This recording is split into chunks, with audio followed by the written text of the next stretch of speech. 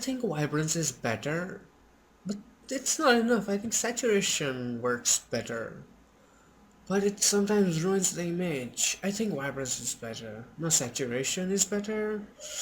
God! Don't worry, I got answer for all of those questions. So just let's get started.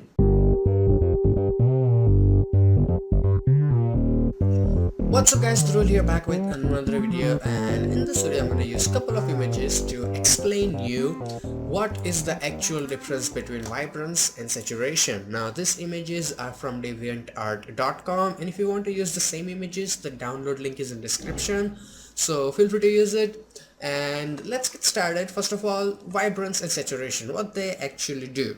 So basically they will just, you know what, let's create a vibrance layer here, vibrance, and let's make it 100%. Now let's turn it on and off. As you can see, it doesn't add anything new, but it will boost things that are already into the pictures. I'm talking about the colors. So as you can see, before the vibrance there is blue color, but after the vibrance there is more saturated and intense blue. So basically it will pick up the colors and boost it. Now let's look at the saturation. So let's create a new layer, sorry, not that one, vibrance and saturation.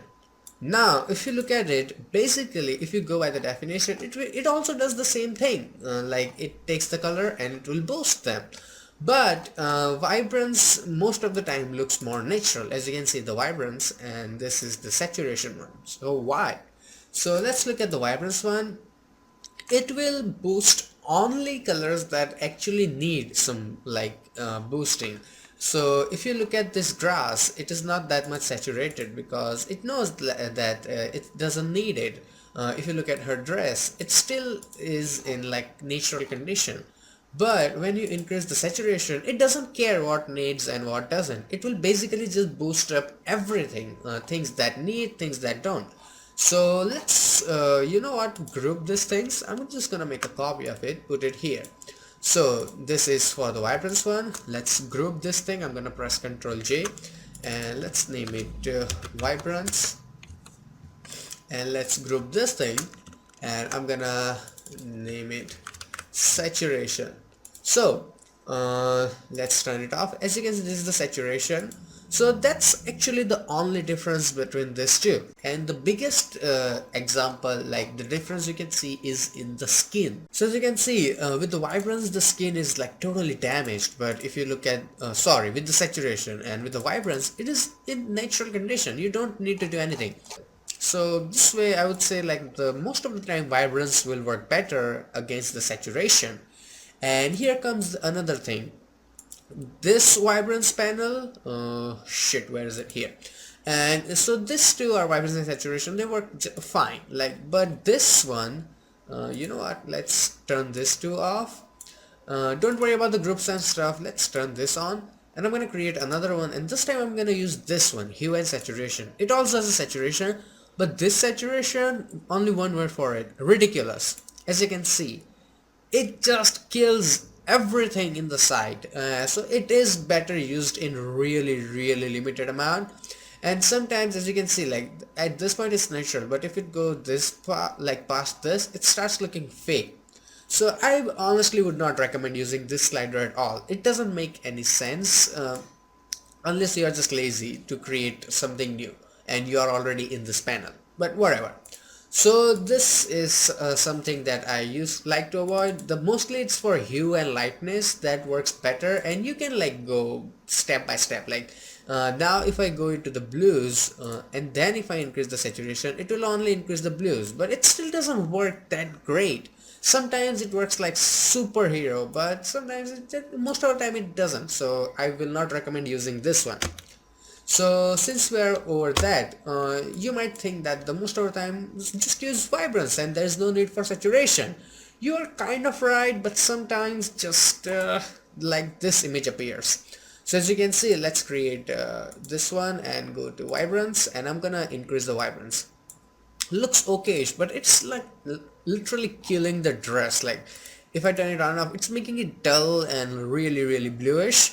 So that just doesn't work out. So how do you deal with that? This time let's try with saturation. So this time I'm gonna use saturation, and let's turn off the vibrance so we can only see the saturation. So as you can see, let's duplicate this thing, put it in between. I'm just making copy of the image so you can see two things differently. So this is the vibrance one, and this time this is the saturation one. See, now let's turn this off. So as you can see, this is the saturation. I know the yellows and greens look a bit unrealistic, but there's a solution for that. Let's say you used saturation this time, works better than the vibrance. As you can see, it just makes things dull a bit. So this time saturation is fine, but this portion doesn't look good. So decrease the opacity by some point. So as you can see now, the colors are still good, and this time they are realistic on the 70%. So play with opacity. And another awesome thing, let's move to another image. I'm gonna explain it here. As you can see here, basically we have our image in Photoshop, we unlock this thing, and then we go here. But many beginners, they go to image adjustment and then they use these things from here. Now this is fine and it will do the job, no doubt, like the vibrance and stuff like that. That's fine. But once I apply this thing here, like I applied vibrance, it looks fine, but now I cannot manipulate it anymore. Like this is done.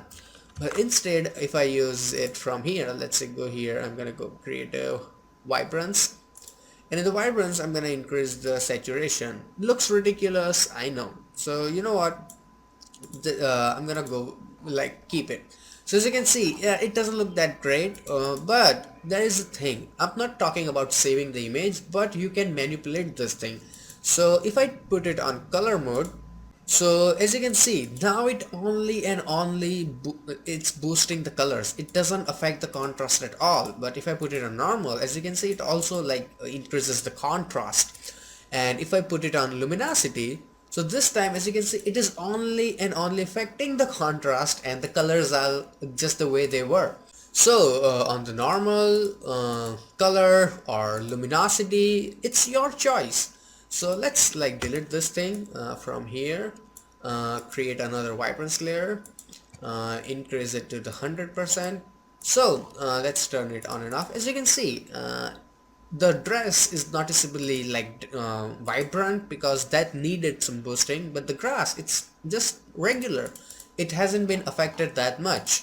And same way, if you are going for like Sin City look or something like that, you can also like decrease it and then play around, and there's a lot of things you can do if you do the adjustment layer thing.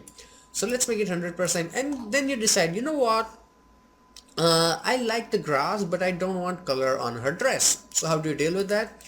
You select your mask, this thing here, you select your brush tool, and in the brush tool, make sure your hardness is like 0 and opacity here is 100%. Now if you paint with black color, it will remove that vibrance effect from here.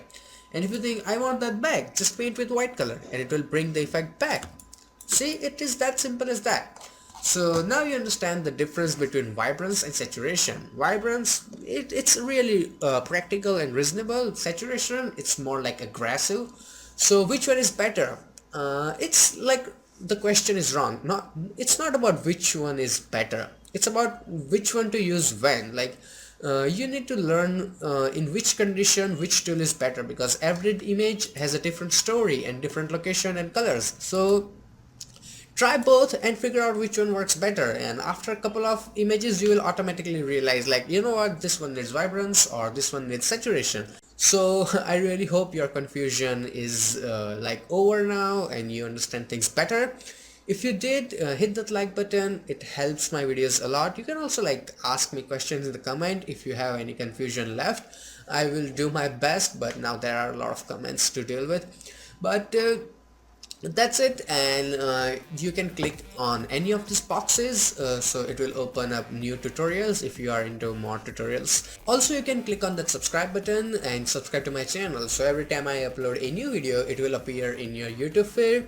Plus it will take you to my channel where I have more than 70 free Photoshop tutorials, so check them out. Until then, goodbye, take care, and have some fun with Photoshop.